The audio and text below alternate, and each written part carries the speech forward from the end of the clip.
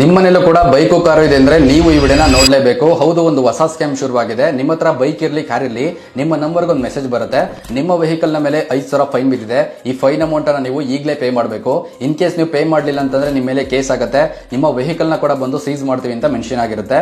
ನೀವು ಅದನ್ನ ನಿಜ ಅಂತ ಕೂಡ ನಂಬ್ತೀರಾ, ಯಾಕಂದ್ರೆ ಆ ಮೆಸೇಜ್ ಅನ್ನ ಬಂದು ಡಿಪಾರ್ಟ್ಮೆಂಟ್ ನ ಕಡೆಯಿಂದಾನೆ ಕಳಿಸೋ ರೀತಿ ಇರುತ್ತೆ. ಹಾಗೂ ನಿಮ್ಮ ವೆಹಿಕಲ್ ನಂಬರ್ ಕೂಡ ಕರೆಕ್ಟ್ ಆಗಿ ಮೆನ್ಷನ್ ಆಗಿರುತ್ತೆ.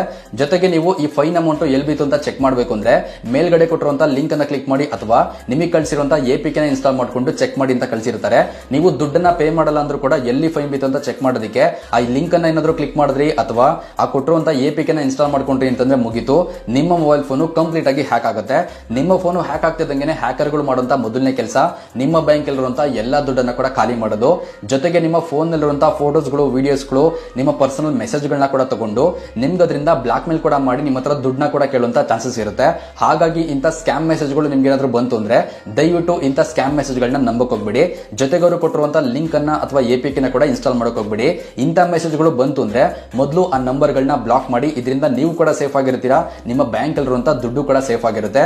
ಯಾವ್ಯಾವುದೋ ವಿಡಿಯೋವನ್ನ ನಿಮ್ಮ ಫ್ರೆಂಡ್ ಗಳಿಗೆ ಶೇರ್ ಮಾಡೋದ್ ಬಿಟ್ಟು ಈ ಒಂದು ಇನ್ಫಾರ್ಮೇಟಿವ್ ವಿಡಿಯೋವನ್ನ ಅವ್ರಿಗೂ ಕೂಡ ಶೇರ್ ಮಾಡಿ. ಈ ಮೆಸೇಜ್ ಅವ್ರಿಗೂ ಕೂಡ ಹೋಗ್ಬೋದು, ಇದರಿಂದ ಅವರು ಕೂಡ ಸೇಫ್ ಆಗಿರ್ತಾರೆ.